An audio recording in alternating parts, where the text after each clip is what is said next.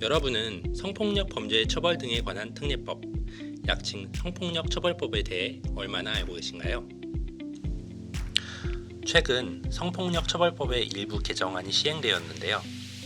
어떤 부분이 왜 개정되었는지, 성폭력처벌법의 개정과 함께 우리 사회가 변화해야 하는 부분은 무엇인지 공정식 교수님 모시고 함께 이야기 나눠보겠습니다. 범죄심리 전문가 공정식 교수입니다. 경기대학교.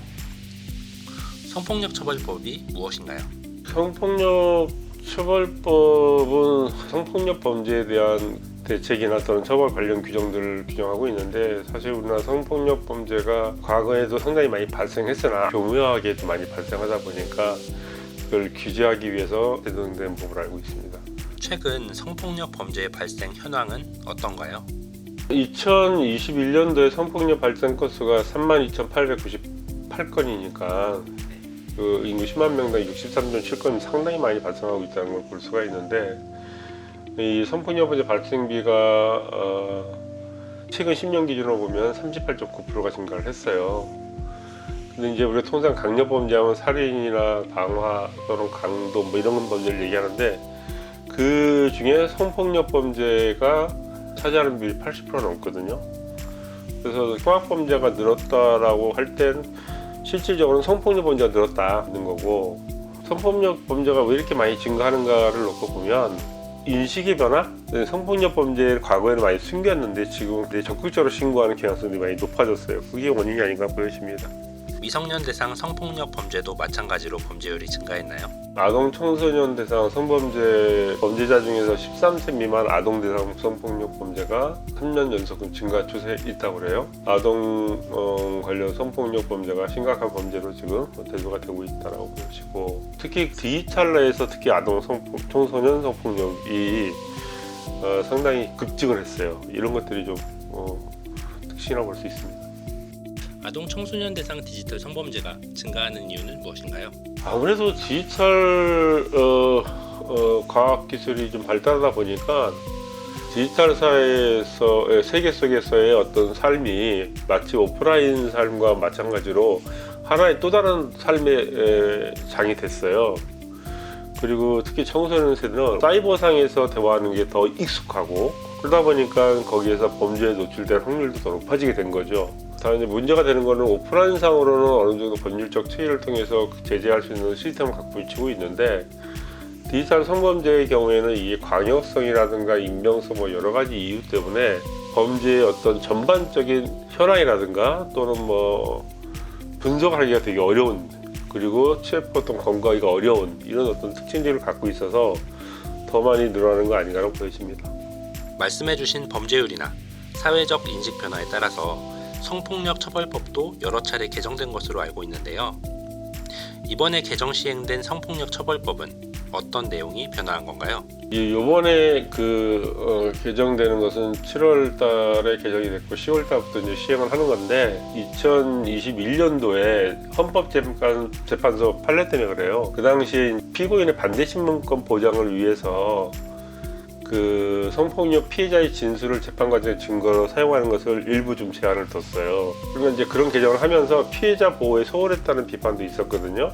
그래서 피해자 보호와 관련된 것들을 많이 개정했는데, 구체적으로 보면은 성폭력 범죄 전담 검사 및 사법경찰관을 대상으로 교육을 강화하고, 19세 미만 피해자 등을 조사할 때 피해자의 연령이나 또는 인지적 발달 수준 뭐 이런 것들을 종합적으로 고려하도록 한 것들이 있고요. 그전에는 13세 미만에게만 변호사 국선 변호를 했었는데, 연령을 확대해서 19세 미만의 피해자에 대해서도 변호사가 없으면 국선 변호를 선정할 수 있도록 했고, 그리고 재판 과정이나 또는 조사 심리 과정에서 가능하면 19세 미만의 피해자를 조사할 때 무슨 딱딱한 사무실 이런 게 아니라 조금 더 아동 치아, 피해자에게 좀 친화적인 장소로 사용하도록 하는 것들이 있고, 그 심리 재판 과정에서 어떤 그 필요한 내용들에 대한 설명을 해줘야 되고, 보호 조치를 위해서 피해자 조사할 때 영상 녹화된다는 사실을 고지해야 된다는 점, 수사 및 재판 절차에서 보호 조치나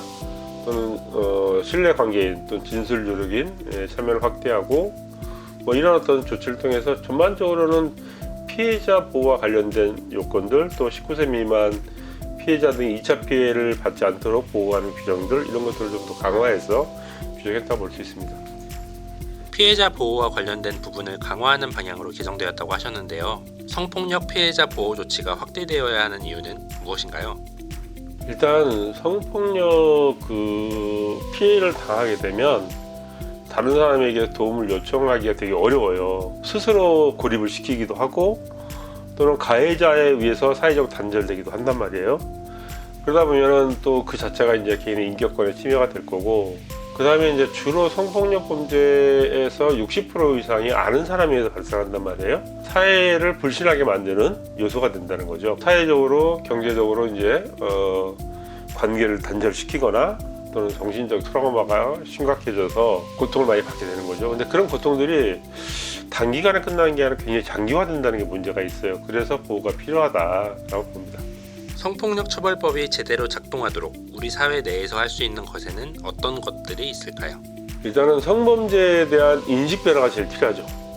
성범죄가 아주 심각한 중대범죄라는 인식이 매우 중요하고, 성평등이나 여성 인권에 대한 의식의 개선이 필요하다라는 측면도 논의할 수 있을 거고, 특히 이제 디지털 성범죄가 계속 늘어나고 있는 추세이니까 이 디지털 성범죄에 대한 강력한 대책이 필요하고, 더불어서 피해자 보호 방안들 그런 것들이 필요할 거고, 사회적 감수성이나 또는 지원 체계를 구축해서 피해자들이 신고나 치유를 좀 촉진할 수 있도록 이렇게 하는 제도적인 받침도 필요하지 않을까라고 보여집니다. 끝으로 시청자분들께 하고 싶은 말씀 있으면 부탁드립니다. 성폭력 범죄는 누구한테나 발생할 수 있어요. 이게 제일 중요한 것 같아요. 그런 인식을 가지고 피해자를 바라본다면 피해자 보호는 당연한 것이고, 피해자가 사회에서 적응해 살아갈 수 있도록 지원하고 회복시키는 역할들은 이것은 사회적 책임이다. 또한 지역사회 역할이고 국가 역할이다. 또 제도적으로 만들 수 있도록 힘을 실어주는 게 언론이나 국민의 역할이다라고 생각합니다. 네, 오늘은 공정식 교수님을 모시고 성폭력 처벌법에 대해 이야기 나눠보았습니다. 개정 시행된 성폭력 처벌법이 잘 작동할 수 있도록 성폭력 범죄에 대한 사회적 인식과 제도가 함께 변화하는 것이 중요하겠네요. 오늘 말씀 감사합니다.